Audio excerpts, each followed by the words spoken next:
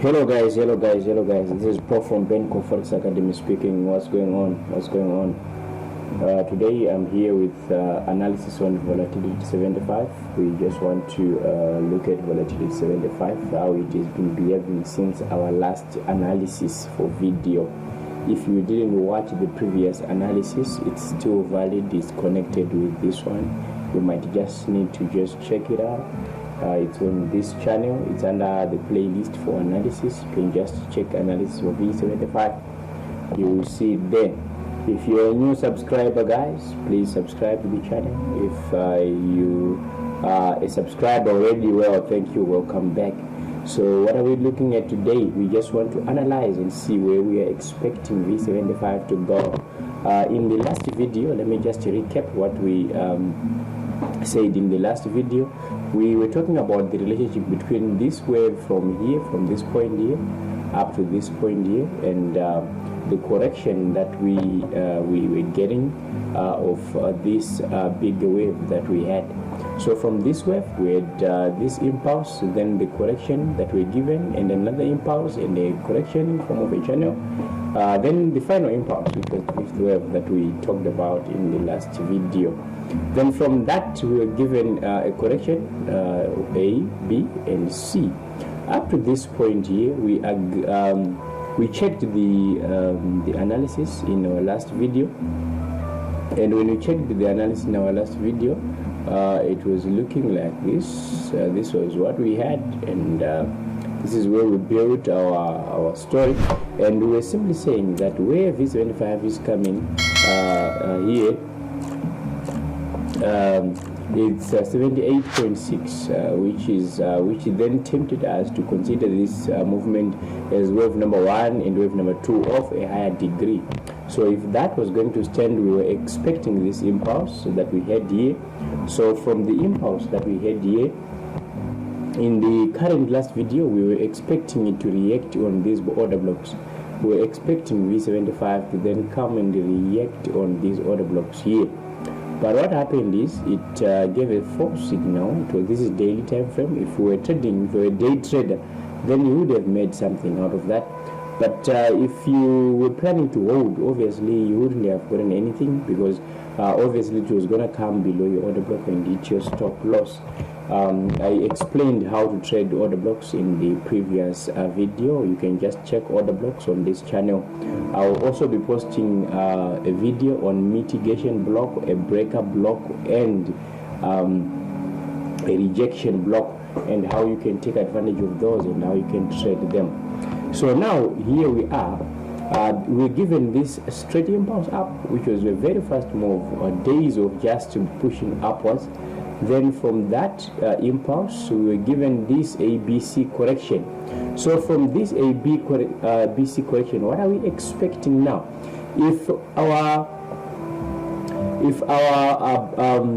our alternative account is correct, if we are in a correct, if we are correct in our first, in our relationship that we assumed here, obviously we don't need to ignore this. If you check, just digressing a bit, if you check the move between here and where we are now, you might be tempted to think that this is a head and shoulder formation. Those who, I also look into patterns sometimes. Let me just tell you what I'm seeing. This is one, then a shoulder, then another impulse, which is giving me a head, then forming another shoulder, forming another shoulder there, to expect this to go to the downside. But now, why I'm not considering this head and shoulder formation is because of the way that price action has displayed itself here. If this were a head and shoulder formation, then I would expect this price to be inverse. I will be expecting this price to be correcting, going upwards, accumulating orders so that it can sell. But it's not happening that way. We are not experiencing this as an upside movement. Rather, we are getting this as a downside movement, accumulating orders to go up. So as much as we're given this, if we are just looking at price action alone, we're removing the waves, we would expect this price to come here to complete the 90% rule that I explained under nature theory. You can just watch those market structure videos. So we would expect this price to complete the 90% rule in somewhere in these areas.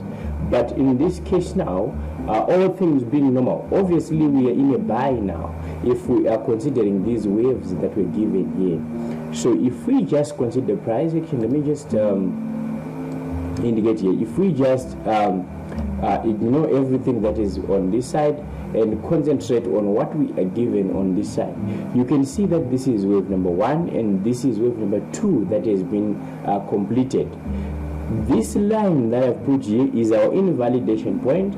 Remember the relationship between wave 1 and wave 2. Wave 2 should not come below the start of wave 1. So as much as it is standing like this, you can see that wave 1 did not come below the beginning of wave 2 did not come below the beginning of wave 1. So this stands to be 1 and 2 relationship, and what we are in now, we will be in wave number 3. So this first impulse that we're given here, remember price is fractal. You can just watch the market structure videos. I don't want this video to be too long. Price is fractal, so if it's fractal, then we're expecting what is happening on a higher degree to also be happening on a lower degree. So this impulse needs a correction as well. So the correction is what we traded yesterday, and I still believe that the correction is still ongoing. I will be expecting the correction to come in this region. Let me just indicate the whole region. I will be expecting the correction to be coming into this region. Okay. Into the region of 61.8 and 78.6. That's where I'll be expecting this correction to come. And remember, we are on a daily time frame. So just below the 78 level, I have this order block here. But if you check the order block has been covered by this one, and it has been covered again by this one, the bodies. Remember what we explained under our order blocks. So it's sensible to expect that it will come around 68.1 because of how these order blocks have been arranged. The wicks of these bodies are covering the bodies themselves. So as a result, we might be tempted to consider this as just one order block. Remember what we explained under order blocks. So let's just go to H4 and see what's happening here. So yesterday we took a trade from this point. I'll go to H1 and explain why we took that trade. If you look at the relationship or what is happening here, if you look at what is happening here, if I take my Fibonacci here and put it on top here, then drag it down to this point, just to see the relationship between the two, because remember, I'm expecting that I'm in a correction. So these corrections, remember, there are many types of corrections. We have a triangle, we have a flat, we have a zigzag, if we're using waves. I explained these things in the market structure video. So if you then come here, it reacted around 70%, between 61.8 and 78.6. There was this order block that it reacted from and then started selling. And it had a nice, beautiful looking channel there. We'll go to H1 and see what I'm talking about. So what I was expecting here, I was expecting it to break the channel and complete a one-to-one relationship there. Let me just check the one-to-one relationship that I'm talking about so that it's not hard to understand. I was expecting a one-to-one relationship there. Drag this down here. Okay. So I was expecting at least a one-to-one relationship. A one-to-one relationship being coming to these areas here where we have 100% Fibonacci extension. So I was expecting a one-to-one relationship here to come around at least in these areas. and we know that in those areas, that's where we have our 61.8 retracement. So I was expecting that Fibonacci cluster there, that confluence of Fibonacci measurements there, to be around these areas. And remember, we have this as our big order block because the bodies are covering the wicks are covering the bodies. So I was expecting this area to hold for me to then take my long-term sell there. But let's just go to H1 and see what's happening and what happened. So under H1, this is what we had yesterday.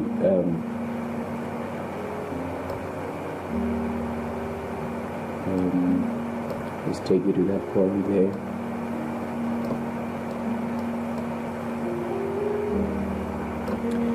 Let's just grab this line and put it on top and see what we have.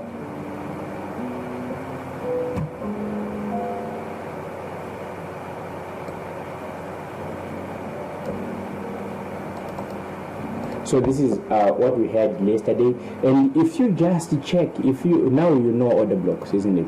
So if you just go on and check, there is a beautiful, nice looking candle there with a big body. Remember what an order block is? It needs to be a candle with a big body. So there is that order block there with a big body right there.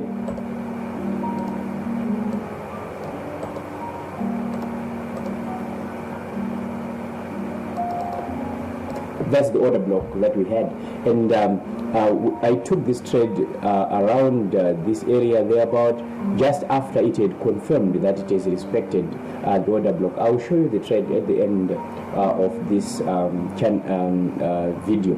So what I was expecting is, I was expecting this to then go down to this area. I wanted to hold this trade, but the price action that I was given here now, it's a corrective price action. Now, if I measure where we started reacting from and where we are now, you see that we have covered up until 61.8, and in that 61.8 again, there are order blocks, there are breaker blocks. Let me just grab this order block again and put it where I want it to be. There is a breaker block there. There it is. And it has not yet been, the body has not yet been tested, but they tested the wicks. They just covered the gap. So what I'm expecting now is, I'm waiting to see how price will react when it gets to that order block. How price will react when it gets to that order block is going to direct me towards this sell. Should I still trade this sell?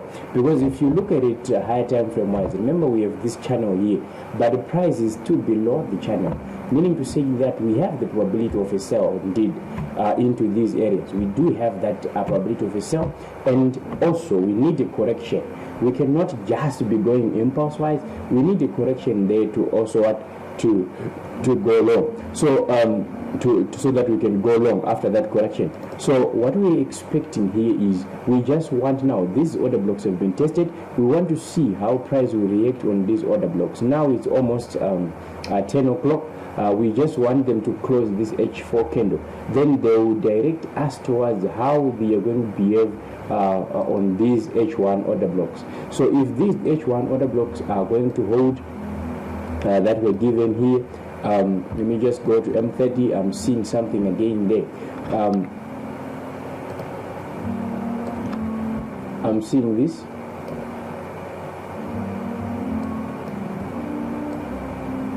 I don't know if you're seeing that.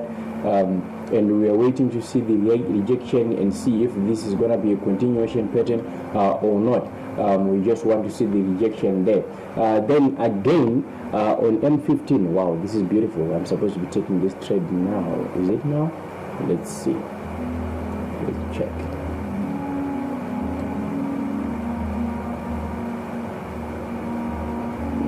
Nah, they should come. They should come and hit this high and trade into the order block. Then we join them. Alright, so downside, what am I seeing? I'm seeing this. Let me just show you something. They came and they reacted on this order block there. So if you're a conservative trader, because this is going to be a long trade, you can just mark this zone. you can just mark this zone around here. After you mark the zone, you want them to come and break the zone. After they break the zone, they come back to retest these lows. They come back to retest that zone. Then you join them and go with them if you are a conservative trader. But for me, I'm seeing that I have 1, 2, 3, 1, 2, 3. I'm tempted. This is building into a triangle. If you know what how these patterns go, the triangle will always be having 3, 3, 3, 3, 3, 3 if it's a correction. So I have 1, 2, 3, 1, 2, 3. So this is building into a triangle. I want to see how they develop into the next hour. Then I'll take my trade sell going downwards. So this is what I have on V75. We are expecting to be selling, but we are selling cautiously, remembering that we are in an uptrend.